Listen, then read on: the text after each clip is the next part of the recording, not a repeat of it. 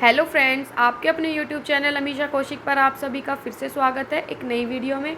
और जो हमारी आज की वीडियो है वो है इंडियन कॉन्स्टिट्यूशन ऑफ इंडिया, भारतीय संविधान, जिसकी हम आज हमारी 4th क्लास है। इससे पहले आपकी 3 क्लासेस हो चुकी हैं। आज की वीडियो में हम फंडामेंटल राइट्स के बारे में पढ़ेंगे। तो आइए आज हम पढ़ेंगे पार्ट 3, जो कि जिसके अंदर हमारे आर्टिकल 12 से 35 के बारे में आते हैं, मतलब बताया जाता है जो रिलेटेड हमारा फंडामेंटल राइट से, जिसको हम हिंदी में बोलते हैं मौलिक अधिकार। पहले हमारे जो फंडामेंटल राइट्स थे वो कितने थे? 7 थे। एट प्रेजेंट कितने हैं? सिर्फ 6 मौलिक अधिकार हैं। जो राइट टू प्रॉपर्टी था उसको मौलिक अधिकारों में से निकाल दिया गया है और अब उसको 300A में रखा गया है, जो किससे रिलेटेड है? कानून अधिकार। ठीक है, जो राइट टू प्रॉपर्टी है उसको रिमूव कर दिया है मौलिक अधिकार से और अब उसको 300A आर्टिकल 300A में रखा गया है, और ये हमारा कानून अधिकार है, मौलिक अधिकार नहीं है। ठीक है, इससे पहले भी हम 2 पार्ट पढ़ चुके हैं। जो हमारा पहला पार्ट था, एक सेकंड, पार्ट फर्स्ट में हमने क्या पढ़ा था? हमारे स्टेट यूटीज़ के बारे में, कितने स्टेट है, कितने यूटीज़ है, कोई नया अगर स्टेट आता है या कोई नया देश है वो अगर हमारी कंट्री में आके मिलता है तो उसका क्या प्रोविज़न है, ये सब पढ़ा था। पार्ट 2 के अंदर हमने पढ़ा था नागरिकता के बारे में, कि नागरिकता कितनी तरह से हमें मिल सकती है, कितनी तरह से हमें मतलब टर्मिनेट किया जा सकता है सिटीजनशिप पे। तो ये सारा पढ़ा था। जिन लोगों ने वीडियो नहीं देखी है वो प्लेलिस्ट में जाके चेक कर सकते हैं। आज हम पार्ट 3 के बारे में पढ़ेंगे। मौलिक अधिकार हैं। सबसे पहले है समानता का अधिकार, राइट टू इक्वलिटी, 14 से 18 के बीच में, यानी कि जो हमारे आर्टिकल 14 से 18 है वो हमें बताते हैं कि हमारा जो हमें इक्वलिटी मिलनी चाहिए, मतलब हमें समानता मिलनी चाहिए। उसके बाद है हमारा स्वतंत्रता का अधिकार, 19 से 22 में बताया गया है कि हमें फ्रीडम है, वो आगे पढ़ेंगे सारा। उसके बाद है शोषण के विरुद्ध अधिकार, अगर कोई हमारा शोषण करता है या किसी का शोषण हो रहा है तो उसके प्रति क्या है, हमें अधिकार है अपने आप को मतलब बोलने का या जो भी है, आगे पढ़ेंगे हम। Right to against exploitation. उसके बाद है धार्मिक स्वतंत्रता का अधिकार, right to freedom of religion, जो कि हमारा 25 से 28 है। इसके अंदर हमें ये मतलब ये है कि फ्रीडम है पूरी, कि हम किसी भी रिलीजन को, धर्म को अपना सकते हैं। कल्चरल एंड एजुकेशनल राइट, जो कि 29 से 30 में है। संपत्ति का अधिकार, प्रॉपर्टी का राइट, वो हमारा आर्टिकल 31 में है। उसके बाद है राइट टू कॉन्स्टिट्यूशनल रेमेडीज़, जो कि हमारा आर्टिकल 32 में है। संवैधानिक उपचार का अधिकार। तो एक एक करके हम सारे पढ़ेंगे। देखिए, वैसे इसको याद करने का ट्रिक है, जब 14 साल से 18 साल का बच्चा होता है तो वो हमेशा ये सोचता है कि भाई अगर एक घर में 2 बच्चे हैं तो वो ये सोचेंगे कि 14 के बाद, मतलब बहुत, अब तो फिर भी ठीक है लेकिन पहले कि इतना लोग मैच्योर नहीं थे, लेकिन अभी तो बहुत लोग मैच्योर हो चुके हैं बच्चे, जैसे जैसे हम एजुकेशन की तरफ ध्यान दे रहे हैं। तो वो क्या कहते हैं कि हमें इक्वल दो, मतलब दोनों बच्चे कहते हैं कि भाई हमें इक्वल राइट्स दो, अगर उसकी ये चीज़ आ रही तो मेरी भी ये चीज़ आनी चाहिए। यानी कि 14 से 18 साल के बीच के बच्चे क्या है, समानता का अधिकार, इक्वलिटी मांगना शुरू कर देते हैं, तो उनको इक्वलिटी रखनी चाहिए। 18 साल के होने के बाद वो चाहता है कि भाई अब मैं स्वतंत्र हूँ, मतलब मैं आज़ाद हूँ, अपनी पसंद से कॉलेज चूज़ कर सकता हूँ, अपनी एजुकेशन कहाँ से मुझे करनी है इसके लिए। फिर अगर उसके साथ कुछ गलत हो जाता है, कोई शोषण होता है, तो वो आर्टिकल 23 के तहत अपनी बात रख सकता है। उसके बाद उसके पास पूरा राइट है अगर वो अपना धर्म चेंज करना चाहता है।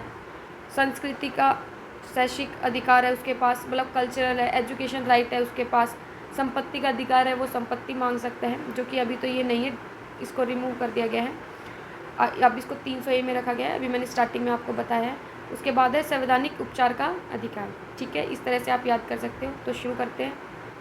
सबसे पहला है हमारा article 12, definition of fundamental rights. इसमें 2 पॉइंट है मेन। पहला तो ये कि कोई भी हमारी स्टेट, सेंट्रल गवर्नमेंट या लोकल बॉडीज़ कोई भी ऐसा लॉ नहीं बना सकती जो कि क्या करें, हमारे फंडामेंटल राइट्स को हार्म पहुँचाए। ठीक है, एक सेकेंड, हार्म नहीं पहुँचा सकती, मतलब कोई भी स्टेट है या सेंट्रल गवर्नमेंट है, वो अगर अपने राज्य में, जैसे स्टेट है, स्टेट गवर्नमेंट है, वो अपने राज्य में कोई भी कानून लगाना चाहती है, कानून पारित करना चाहती है, तो वो जो भी लॉ होगा, जो कानून होगा, उससे ऐसा नहीं होना चाहिए कि उससे किसी की भी जो राइट्स हैं उसका हार्म हो, मतलब उसके किसी भी मौलिक अधिकार को नुकसान पहुंच रहा हो, ऐसा लॉ स्टेट, सेंटर या लोकल बॉडीज़ कोई भी नहीं बना सकती। ठीक है। उसके बाद है दूसरा कि जो भी हमारी गवर्नमेंट है वो अपनी पावर्स का गलत इस्तेमाल नहीं कर सकती। मतलब ये नहीं है कि वो अपनी पावर्स का जैसे रौब दिखाए कि हाँ भाई मेरे पास इतनी पावर है तो मैं जो चाहे कर सकता हूँ, तो वो कोई भी अपनी पावर से आपको हार्म नहीं कर सकता। आपको हार्म करने का मतलब है आपके जो भी फंडामेंटल राइट्स हैं, पहले 7 थे जो अब 6 हो चुके हैं, तो इन 6 में से ऐसा कोई भी काम नहीं कर सकते कि आपके इन 6 के 6 में से किसी भी एक अधिकार को नुकसान पहुँचे। ठीक है। आर्टिकल 12 दो चीज़ें हैं। पहली, कोई भी स्टेट गवर्नमेंट ऐसा स्टेट, सेंटर या लोकल बॉडीज़ है, कोई भी गवर्नमेंट है, वो कोई भी ऐसा लॉ नहीं बना सकती जिससे कि आपको हार्म हो, कोई भी कानून ऐसा नहीं बन सकता। दूसरा, वो अपनी पावर के थ्रू आपको कोई भी आपके फंडामेंटल राइट्स को हार्म नहीं पहुंचा सकते। ठीक है। नेक्स्ट है हमारा आर्टिकल नंबर 13, लॉ इनकंसिस्टेंट, ये आएगा यहाँ पे। इनकंसिस्टेंट इसका मतलब है असंगत, with or in derogation of the fundamental rights. Derogation का मतलब होता है अल्पीकरण। ठीक है। तो जो आर्टिकल नंबर 13 है वो हमें ये बताता है कि जो भी हमारे राइट्स हैं, मतलब हमें राइट टू स्पीक है, राइट टू फ्रीडम हो गया, राइट टू एजुकेशन हो गया, और मतलब जितने भी हमारे पास राइट्स हैं, तो हम उसका गलत इस्तेमाल नहीं कर सकते। गलत इस्तेमाल करने का मतलब है, जैसे आपको कहा कि भाई आपके पास राइट है, क्या आप बोल सकते हो, राइट टू स्पीक। ठीक है। अब इसका मतलब ये नहीं है कि आप कुछ भी बोल सकते हो, तो आप किसी की भावनाओं को इमोशनली हर्ट करो या आप उसके साथ मतलब गलत तरीके से बिहेव करो। तो आर्टिकल नंबर 13 बोलता है कि आप ऐसा नहीं कर सकते। अगर आप ऐसा करते हुए पाए जाते हो, तो उस केस में क्या होता है कि जो आपके राइट्स हैं उनको छीन लिया जाता है, छीन लिया जाएगा। ठीक है। इसे मैंने दोबारा लिख दिया। आर्टिकल नंबर 12 फर्स्ट बताया, state, central government, local bodies कानून नहीं बना, ऐसा कानून नहीं बना सकती जिसके आपके फंडामेंटल राइट्स को हार्म पहुँचे। सेकंड, FR का मतलब फंडामेंटल राइट्स है। सेकंड, अपने पावर का मिसयूज़ करके भी ऐसा कोई काम नहीं कर सकती जिससे आपके फंडामेंटल राइट्स को हार्म पहुँचे। दूसरा, आर्टिकल नंबर हमारा 13 क्या बोलता है कि अपने राइट्स का गलत यूज़ नहीं कर सकते। जैसे कि मैंने आपको एग्जांपल बताया अभी, राइट टू स्पीक का है, तो इसका मतलब ये नहीं है कि आप कुछ भी बोल सकते हो, आप किसी के साथ मिसबिहेव करो या फिर आप उसको मतलब एब्यूज़ कर रहे हो। आपके पास बोलने का अधिकार है, लेकिन आप किसी की भी भावनाओं को इमोशनली उसको हार्म, मतलब उसकी फीलिंग्स को, इमोशंस को हार्म नहीं कर सकते हो। अगर आप ऐसा करते हुए पाए जाते हो तो आपके जो भी राइट है वो सारे छीन लिए जाते हैं। ठीक है। आपके पास राइट है लेकिन आप अपने राइट्स का गलत इस्तेमाल नहीं कर सकते हो, ये हमें आर्टिकल नंबर 13 बताता है। ठीक है। आगे चलें। उससे पहले एक चीज़ और बता देती हूँ। अगर आपने कुछ भी, अगर किसी राइट को परमानेंटली अबॉलिश करना है, मतलब ख़त्म करना है, तो ये पावर किसके पास होती है? आपके संसद के पास। ठीक है। संसद के पास पावर होती है कि वो आपके किसी भी राइट को परमानेंट ख़त्म कर सकता है। और सेकंड जो है वो ये है कि मान लो प्रेसिडेंट और संसद आपके किसी भी राइट पे, 6 राइट हैं, इनमें से अगर किसी पे भी रोक लगा देती है, रोक लगा दे, तो उस केस में आप सुप्रीम कोर्ट और हाई कोर्ट में केस कर सकते हो, मतलब वाद विवाद कर सकते हो कि आपके राइट के ऊपर रोक लगाई गई है, क्योंकि आपके जो भी मौलिक 6 के 6 मौलिक अधिकार हैं उसको आपसे कोई नहीं छीन सकता। अगर कोई आपकी इस पर रोक लगाता है या आपको कुछ भी बोलता है तो आप सुप्रीम कोर्ट और हाई कोर्ट में जाके इसके ऊपर वाद विवाद कर सकते हो। इनफैक्ट अगर प्रेसिडेंट या संसद भी कोई ऐसी लॉ या कानून पारित कर देती है तो उस केस में भी आप ऐसा कर सकते हो। ठीक है। अब हमारे आर्टिकल नंबर 14 पे चलते हैं। नेक्स्ट है हमारा राइट टू इक्वेलिटी, जिसके अंदर हमारे आर्टिकल आता है 14 से 18। मैंने अभी आपको बताया था आर्टिकल 14 से 18 कि 14 से 18 साल के बच्चों को क्या चाहिए होती है, समानता चाहिए होती है। इसमें हमारा article number 14 equality before the law. इसके अंदर हमारे 2 पार्ट हैं। पहला है विधि के समक्ष, विधि के समानता, और सेकंड है हमारा विधियों का समान संरक्षण। एक में संरक्षण है आपका और एक में समानता है, ठीक है। तो देखिए जो हमारा विधि के समक्ष समानता है, इसके अंदर बताया गया है कि जो भी हमारे कानून हैं, जो भी हमारे लॉ हैं, वो सभी के लिए क्या है, सेम है, समान है, चाहे वो अमीर हो चाहे वो गरीब हो, ठीक है। मतलब हमारे देश का कानून ये कहता है कि चाहे आप अमीर हो चाहे आप गरीब हो, उससे फ़र्क नहीं पड़ता है। अगर आप यहाँ पे खड़े हो, आप जो कानून है वो सभी के लिए क्या है, एक समान है। ये हमारा आर्टिकल नंबर 14 बोलता है, ठीक है। इसके अंदर हमें इक्वलिटी दी हुई है। और सेकंड में है हमारा विधियों का समान संरक्षण। संरक्षण में बताया गया है कि जो भी हमारी परिस्थितियाँ होगी, मतलब जो भी सिचुएशन है, उसमें क्या होगा, सभी के साथ सेम बिहेव किया जाएगा। मतलब सभी के जो भी समान परिस्थितियों में सभी व्यक्तियों के साथ समान व्यवहार किया जाएगा और कानून भी सभी के लिए सेम होगा। पहले में तो क्या था कि चाहे अमीर हो चाहे गरीब हो, उन सब के लिए हमारे कानून क्या है, सेम है। सेकंड में कहा गया है कि सिचुएशन जैसी भी होगी, मतलब कैसी भी सिचुएशन हो, उसके अंदर अगर एक व्यक्ति के साथ अच्छा बिहेव किया जा रहा है तो बाकी सभी के साथ भी अच्छा बिहेव किया जाएगा। इसमें हमारी सिचुएशन और ऐड हो जाएगी कि सिचुएशन चाहे कैसी भी हो, उसमें भी सभी के साथ समान व्यवहार किया जाएगा, ठीक है। दोनों में डिफरेंस समझ में है। एक में है समक्ष समानता, इक्वल राइट है, कानून की मतलब कानून सबके लिए समान है। और संरक्षण में क्या है कि परिस्थिति चाहे कैसी भी हो, उसमें भी सभी के साथ समान बिहेव किया जाएगा। ये हमारा आर्टिकल नंबर 14 बताता है हमारे कानून के प्रति जो हमारा व्यवहार है वो क्या है, सभी के लिए समान है, चाहे वहाँ पे कोई भी हो। इनमें ये भी है कि ऐसा नहीं है कि सिर्फ ये इंडिया के लोगों के लिए। अगर कोई फॉरेनर आता है और वो कोई मान लो गलती करता है या उससे कुछ भी हो जाता है, तो उस केस में भी जो पनिशमेंट इंडिया के लोगों के लिए सेम वही पनिशमेंट फॉरेन के लिए, या जो रूल इंडिया के लिए वही हमारे फॉरेनर के लिए, ठीक है। इसलिए इसको इक्वलिटी बिफोर लॉ कहा गया है। उसके बाद है हमारा 15 article number 15 prohibition of discrimination on grounds of religion, race, caste, sex और प्लेस ऑफ बर्थ। इसमें कहा गया है कि आपके साथ किसी भी प्रकार, मतलब आपके साथ 5 प्रकार से भेदभाव नहीं किया जा सकता। ये हमारा आर्टिकल नंबर 15 कहता है। सबसे पहला तो है हमारा, सबसे पहला हमारा धर्म, दूसरा है जाति, यानी कि धर्म के आधार पे हिंदू, मुस्लिम, सिख, ईसाई, इन चारों में मतलब इन धर्मों के आधार पर आपके साथ कोई भी भेदभाव नहीं कर सकता कि आप हिंदू हो तो आपके साथ ऐसा बिहेव किया जाएगा, या आप मुस्लिम हो तो आपके साथ ऐसा बिहेव किया जाएगा। सेकंड है, या फिर आप इस जाति से बिलोंग करते हो तो आपके साथ ऐसा बिहेव किया जाएगा, ये भी नहीं हो सकता। थर्ड है वंश के आधार पर। 4 है लिंग के आधार पर कि आप पुल्लिंग है या स्त्रीलिंग है। 5वां आपके जन्म स्थान के आधार पर, जन्म स्थान। 5 तरह से, चाहे सरकार हो चाहे जनरल पब्लिक हो, आपके साथ इन 5 प्रकार से किसी भी तरह का भेदभाव नहीं कर सकती।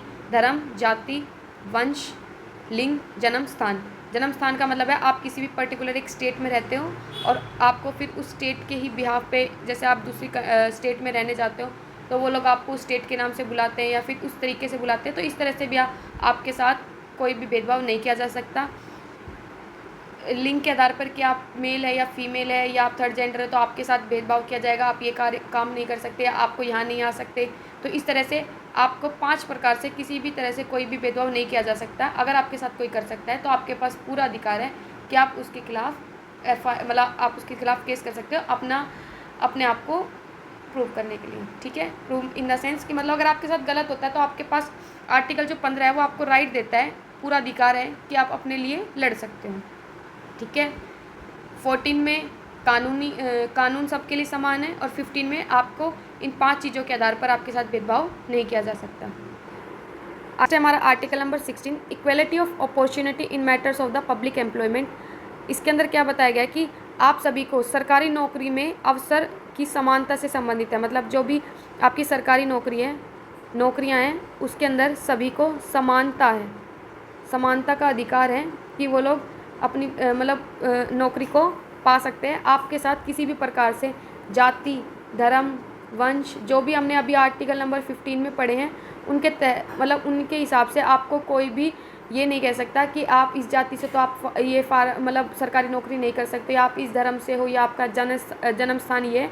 इस तरह से आपके साथ कोई भी भेदभाव नहीं किया जाएगा। आपको समानता का अधिकार है, आपको समानता दी जा रही है कि आप इस फार्म को इस सरकारी नौकरी के लिए नियुक्त किए जा सकते हो। आपको किसी भी तरह से भेदभाव नहीं किया जाएगा। ये हमारा आर्टिकल नंबर 16 कहता है। आर्टिकल नंबर 4 में बताया गया है कि जो भी हमारे पिछड़े वर्ग हैं उनको समान लाने के लिए आज के लिए बराबर लाने के लिए उनको हमें क्या दी जाती है, रिजर्वेशन देनी पड़ती है, जो कि एक तरह से पॉजिटिव डिस्क्रिमिनेशन है। ठीक है, क्योंकि जो लोग पीछे रह चुके हैं, पिछड़े वर्ग के हैं, उनको हमें अपने बराबर लाना होता है, इसलिए उनको रिजर्वेशन दी जाती है ताकि वो आगे आके बढ़ें और अपने नौकरी के लिए अप्लाई करें। ठीक है, तो आर्टिकल नंबर 16 हमें सरकारी नौकरी में समानता प्रदान करता है। जैसे कि हम एग्जांपल ले सकते हैं कि मान लो कि अगर आप किसी सरकारी नौकरी का कोई वैकेंसी निकलती है, अभी जैसे हमारी SSC CHSL की निकली हुई है, ठीक है, तो सभी नागरिकों को सेम अधिकार है कि वो इस नौकरी के लिए अप्लाई कर सकता है। जो हमारा SSC CHSL का फॉर्म निकला है तो उसके अंदर सभी के पास राइट है कि वो इस फॉर्म के लिए अप्लाई कर सकता है। ऐसे नहीं है कि आप अगर आप हिंदू हो तो आप ये CHSL का फॉर्म नहीं भर सकते हो, या आप मुस्लिम हो तो आप इस CHSL या CGL के फॉर्म को फिल नहीं कर सकते हो। ऐसा नहीं है, आपके पास सेम राइट है, समानता है। ठीक है, उसके बाद है हमारा article number 17, abolition of untouchability, जिसको हम क्या बोलते हैं, छुआछूत, अस्पृश्यता। ठीक है, इसके अंदर कहा गया है कि आपके साथ जाति, धर्म के आधार पर कोई भी छुआछूत नहीं किया जाएगा। ठीक है, अगर आपके साथ ऐसा होता है तो आप आर्टिकल 17 के तहत अपने अधिकारों के लिए लड़ सकते हो। ठीक है, उसके बाद है article number 18, abolition of titles. इसमें क्या होता है कि जो भी हमारी उपाधियां हैं उन सभी को, एक सेकेंड, जितनी भी हमारी उपाधियां उन सभी को समाप्त करता है। ठीक है, यानी कि जो भी कोई भी राज्य का कोई भी व्यक्ति है, किसी भी स्टेट का, किसी भी राज्य का कोई व्यक्ति है, तो वो कोई भी उपाधि ग्रहण नहीं कर सकता है, चाहे वो नागरिक हो या गैर नागरिक हो। ठीक है, अभी 1 मिनट बताती हूँ। देखो, इसमें क्या है कि जो भी हमारी टाइटल्स है, टाइटल्स उपाधियाँ हैं, जैसे कि भाई आप राजा हो, महाराजा हो, ऐसी उपाधियाँ जो एक स्पेसिफिक उपाधियाँ मिलती है कि मैं तो मेरे नाम के आगे राजा लगाऊंगी, मैं तो मेरे नाम के आगे महाराजा लगाऊंगा। इस तरह से अपने आप को एक स्पेसिफिक उसके साथ रिप्रेजेंट करना, तो इस तरह से आप नहीं कर सकते हो। ये हमारा आर्टिकल नंबर 18 कहता है। और साथ में ये भी कहा जाता है कि अगर आप भारत का कोई भी नागरिक है, भारत का कोई भी नागरिक किसी विदेशी राज्य से कोई उपाधि स्वीकार नहीं करेगा, कोई भी नागरिक किसी विदेशी राज्य से उपाधि स्वीकार नहीं करेगा। जैसे कि ये है कि आप कहीं जाते हो, आप मान लो बाहर जा रहे हो और किसी विदेश में गए हो और वहाँ जाके आप कोई भी उपाधि ग्रहण करते हो, तो ऐसा नहीं है, आप बिना राष्ट्रपति की इजाज़त के, बिना प्रेसिडेंट की परमिशन के आप उस उपाधि को ग्रहण नहीं कर सकते हो। ये हमारा आर्टिकल नंबर 18 कहता है। ठीक है, सिवाय जो हमारी एजुकेशन है, रैंकिंग है, इनको छोड़कर बाकी सभी जो भी उपाधियाँ उन सभी को समाप्त करा गया है, उन सब पर रोक लगाया गया है। इसका उद्देश्य सामाजिक समानता को बढ़ावा देना है, किसी भी व्यक्ति का विशेष अधिकार या विशेष अधिकारी प्राप्त करने से रोकता है। ऐसा है जैसे अगर मान लो कोई अपनी उपाधियों का यूज़ करता है तो वो मिसयूज़ कर सकता है, या इसलिए इसको समाप्त किया गया है ताकि सभी को हमारी जो सामाजिक है उसके अंदर सभी को समानता बनी रहे, किसी को बढ़ावा देना नहीं है। उसके बाद है आप बिना राष्ट्रपति की परमिशन के कोई भी उपाधि को ग्रहण नहीं कर सकते हो। हाँ, आपको जैसे नेशनल अवार्ड वगैरह मिलते हैं, ये सारी चीज़ें आपको मिल सकती है, लेकिन एक पर्टिकुलर उपाधि नहीं मिलेगी। उसके बाद है हमारा राइट टू फ्रीडम, जो कि हमारा 19 से 22 है। 19 से 22 साल के होने के बाद अब बच्चा कहता है भाई मैं मेरे हिसाब से कॉलेज चूज़ करूँगा, मैं मेरे हिसाब से ही सारा काम करूँगा, तो उसको पूरी आज़ादी है। सबसे पहले आता है हमारा protection of certain rights regarding freedom of speech, यानी कि हमें पूरा अधिकार है बोलने का। इसके अंदर हमारे जो 6 मौलिक अधिकार हैं, आर्टिकल नंबर 19 को बैकबोन ऑफ कॉन्स्टिट्यूशन भी कहा जाता है, बैकबोन ऑफ कॉन्स्टिट्यूशन, ठीक है। इसके अंदर हमारे 6 मौलिक अधिकारों के बारे में बात किया जाता है। आइए, आर्टिकल नंबर 19 में हमारे 6 मौलिक अधिकारों के बारे में बात किया जाता है। पहला है हमारा भाषण और अभिव्यक्ति की स्वतंत्रता, मतलब हमें राइट टू स्पीक, हमें पूरा अधिकार है कि प्रत्येक नागरिक को अपने विचार और राय व्यक्त करने का अधिकार है, जिससे प्रेस की स्वतंत्रता भी शामिल है। मतलब इसमें हमारी जो मीडिया है वो भी क्या है, इंक्लूड है। सबको राइट है अपनी बात रखने का, अपनी बात कहने का, ये हमारा आर्टिकल नंबर 19 के अंदर कहा गया है। जो हमारा सेकंड है शांतिपूर्वक और बिना हथियारों के इकट्ठा होना, ये हमारा जो आर्टिकल नंबर 19 है उसमें सेकंड मौलिक अधिकार है। इसके अंदर जो हमारे एग्जाम्पल है वो आते हैं, जैसे कि जुलूस निकलता है, जो मुस्लिमों में जो जुलूस निकलता है, या फिर आप हिंदू धर्म में कोई पद यात्रा निकल रही है, जैसे पैदल यात्रा निकालते हैं, या कोई भी जो कलश यात्रा है, मतलब एक तरह से बहुत सारे लोग जहाँ इकट्ठे हो रहे हैं, तो उस केस में आपको इकट्ठे होने की स्वतंत्रता तो है, लेकिन आपके पास कोई भी हथियार नहीं होने चाहिए, ठीक है। थर्ड है हमारा संघ या संगठन बनाने की स्वतंत्रता।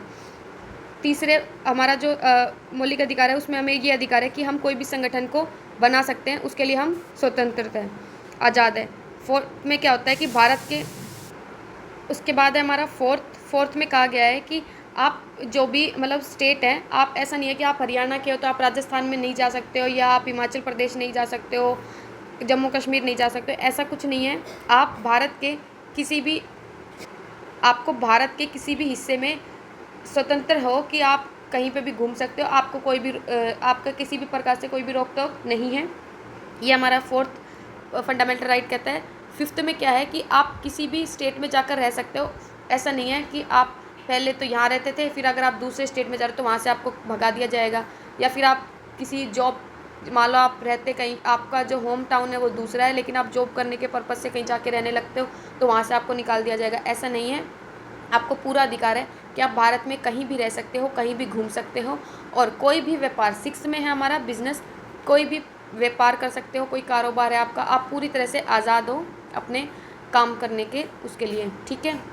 आपके ऊपर कोई भी प्रतिबंध नहीं है। ये आपके 6 मौलिक अधिकार हैं। आर्टिकल 19 के तहत आपको बोलने का अधिकार है, आप इकट्ठा हो सकते हो बिना हथियारों के, जैसे कि आपका जुलूस वगैरह निकलता है या पद यात्रा निकल रही है आपकी, ये सब। तीसरे में है कि आप कोई भी संगठन बना सकते हो अपना, किसी भी भारत के किसी भी स्टेट में घूम सकते हो, किसी भी स्टेट में रह सकते हो, और कोई भी अपना बिजनेस कर सकते हो, ठीक है। लेकिन एक चीज़ और है कि अगर इमरजेंसी लगती है कभी भी भारत के अंदर, तो आपके मौलिक अधिकारों को कुछ टाइम के लिए रोका जा सकता है, मतलब उनके ऊपर प्रतिबंध लग सकता है। प्रतिबंध का मतलब होता है कि एक तरह से टेम्परेरी बेस पे, जैसे कि इमरजेंसी लग जाती है किसी भी देश में, तो उस टाइम पे क्या है, आपके जो भी मौलिक अधिकार हैं उनके ऊपर प्रतिबंध लग जाएगा। जैसे कि आप मान लो ये है आपका जो फोर्थ है कि आप किसी भी स्टेट में जा सकते हो, लेकिन इन केस आपकी इमरजेंसी लग जाती है तो ऐसा नहीं है कि उस टाइम पे भी आप जा सकते हो। तो जो आपके मौलिक अधिकार है उनके ऊपर कुछ टाइम के लिए, जब तक इमरजेंसी लगती है तब तक प्रतिबंध लगाया जा सकता है, ठीक है। नेक्स्ट है 20, जिसमें है protection in respect of convention for offence. इसके अंदर क्या होता है कि जब तक कोर्ट ये नहीं कह देती कि ये दोषी है, तब तक आप उसको दोषी नहीं मान सकते,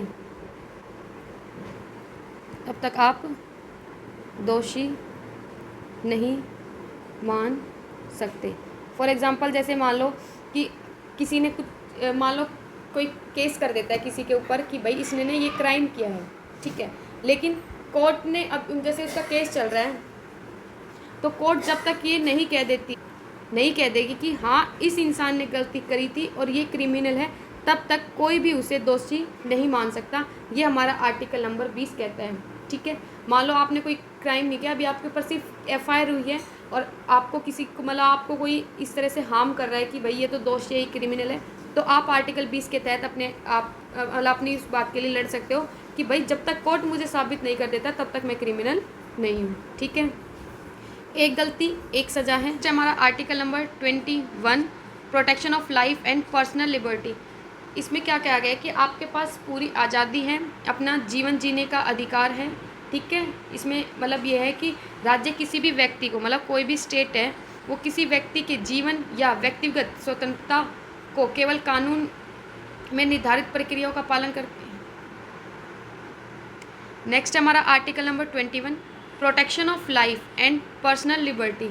इसमें है आपको जो भी आप मतलब स्टेट है वो किसी भी तरह से कोई इंटरफेयर नहीं कर सकती। ये आपका एक इम्पोर्टेंट मौलिक अधिकार है जो आपके जीवन की रक्षा करता है कि आपकी लाइफ और आपके पर्सनल लिबर्टी मतलब आपको स्वतंत्रता मिलती है कि आप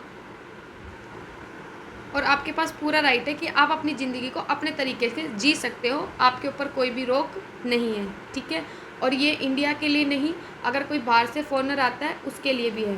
ठीक है, ठीक है, पर्सनल लिबर्टी में जैसे कि आपकी कोई पर्सनल है, प्राइवेसी है, उस पर आपका पूरा अधिकार है कि आप उसको शेयर नहीं कर सकते हो। अगर आपसे कोई कहता है कि आप अपना पासवर्ड बता दीजिए, आप अपना मतलब कुछ भी मांगता है तो आपके पास पूरा राइट है कि आप उसको मना कर सकते हो और वो आपके साथ ज़बरदस्ती नहीं कर सकते हैं। ठीक है, ये आर्टिकल नंबर आपका 21 है।